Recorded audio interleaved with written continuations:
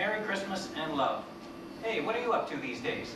I'm trying to work with clay. Remember that kind of clay we used in Mrs. Mickler's art class in 4th grade? That old gray stuff? We called it plasticine. I'm trying to work with that. I'm making cats, dogs. I even made a kangaroo jumping over a glass of orange juice. Remember that? I'm trying to get back to some of those old feelings I had back in the homeland. I have to find feelings, any feelings. Otherwise, I'm dead. Come down and help me search. I have a studio down in Soho, and we could at least have dinner and talk about old times, couldn't we, Senator Ladd? P.S. Did you know that my mother got married again? At the age of 82? To my father's brother yet. So now you have to call her Mrs. Gardner again, just like the old days. The wheel seems to be coming around full circle. Hint, hint. A quick note on the way to the airport. When you write, put "Attention Mrs. Walpole" on the envelope.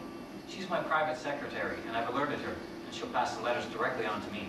Otherwise, the whole office staff seems to get a peek. In haste. I'm having a show opening January 28th through February 25th. Won't you come? I'd love to have you see what I've been up to. Maybe it will ring a few old bells. Can't make it. I'll be on an official visit to the Philippines most of February.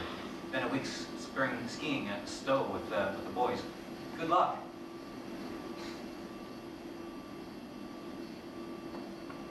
How did the show go? Haven't heard from you. Tell me about the show. I want to hear from you, please. The show stank. The crowd hated it. Critics hated it. I hated it. It was nostalgic shit. You can't go home again, and you can quote me on that. I'm turning to photography now. Realism, that's my bag. The present tense. Look at the modern world squarely in the face and don't blink. Oh, Andy, couldn't I see you? You're all I have left. I'll be in New York next Tuesday, the 19th. I have to make a fundraising speech at a dinner. I could stop by your place afterwards. I'll be there all evening. Red roses. This time, I think I know what they mean. All I know is that after last night, I want to see you again. Any chance of any other fundraisers coming in the near future? Mrs. Walpole, are you there? Are you delivering the mail? I'm sorry I've taken so long to reply. I've been upstate mending a few fences, and then to Zurich for a 3-day economic conference, and then a weekend with Jane, mending a few fences there. Darling, I'll have to ask you not to telephone the office. Every call has to be logged in, and most of them get screened by these over-eager college interns who like to rush back to Cambridge and New Haven and announce to their classmates in political science that Senator Ladd is shacking up on the side. The phones simply aren't secure. At long last, the letter beats out the telephone, my love. And guess what? I'm writing this with my old Parker 51 my grandmother gave me when I went away to school. I found it in the back of my bureau drawer with the scroll and key pin, my Lieutenant J.G. Bars from the Navy, and the Zippo letter you gave me at some dance. The pen didn't even work at first. I had to clean it out and then traipse all over Washington looking for a store that still sells a bottle of ink. Anyway, it feels good holding this thing again. It feels good writing to you again, longhand, forming my D's and my T's the way Miss Emerson taught us so long ago. I know you've never liked writing letters, but now you have to. As for business, I plan to come through New York next Wednesday. I'll call you from the airport if there's time to stop by. Sweetheart, I loved seeing you. Come again. We'll be stopping by a week from next. Did you ever dream we'd be so good at sex? Two uptight old wasps going at it like a sale at Brooks Brothers. I figured 50 years went into last night. Oh, let's go for 100. Oh my God, come again soon, or sooner. I'm already making plans. Have to go to San Francisco to visit the girls.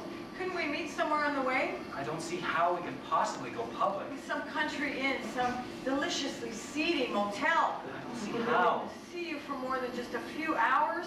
The price we have to pay. I'm getting so I think about nothing but how we can... I'm not sure I can change my whole life so radically. Other politicians politicians have gotten divorced. Rockefeller, Reagan. Jane, the children, my particular constituency. You become the center of my life. If you left, I don't think I could. Because of the coming election, I don't see how we can... Dear Andy, a reporter called up from the Daily News. What do I do about it? Nothing. I suppose you know all this, but there's a crack about us in Newsweek. And Mother heard some radio talk show where they actually named names. What should I do? Go away? What? Nothing. They called Darwin, you know. They tracked him down. The son of a bitch told him this has been going on for years. Wish it had been. Now they're telephoning. What do I say? Say, we're good old friends. Friends I like. Good I like. Old I'm beginning to have problems with. Then don't say anything. Hang up. This too shall pass. Will I be seeing you again? Better not for a while. I meant after the election. Better lie low for a while. I miss you terribly. Better lie low. I need you, Andy. You're my anchor man these days. Without you, I'm not sure I can... Hold on. Just hold on. Where were you? I waited 3 hours hoping you'd at least call. Please don't telephone. Mrs. Walpole was sick that day. I haven't seen you in over a month now. The coming election. Surely you could at least take time out to... If I want to be reelected. I need you. I need to be with you. The election. The election. The election. I haven't heard from you in 6 weeks, Andy. Are you trying to tell me something, Andy? Is this it, Andy? Congratulations on landslide victory. Love, Melissa. Could we meet at your place next Sunday night? Oh, thank God. I meant that we have to talk, Melissa. Oh, talk. I'm scared of talk. In fact, I dread it. Dearest Melissa, are you all right? It was a heavy scene last Sunday, but I know I'm right. We've got to go one way or the other, and the other leads nowhere. I know I sound like a stuffy prick, but I do feel I have a responsibility to Jane and the boys, and now after the election to my constituency, which had enough faith and trust in me to vote me back in, despite all that crap in the newspapers. It wouldn't work with us anyway in the long run, sweetheart. We're too old. We're carrying too much old baggage on our backs. We'd last about a week if we got married, but we can still write letters, darling. We can always do that. Letters are still our strength, our salvation. Mrs. Walpole is still with us, and there's no reason why we can't continue to keep in touch with each other in this wonderful old way. I count on your letters, darling. I always have. And I hope you will count on mine.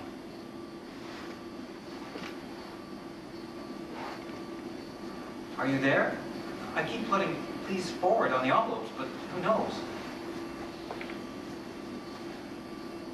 Now I've even resorted to the telephone, but all I get is your damn machine. Please, I need to hear from you.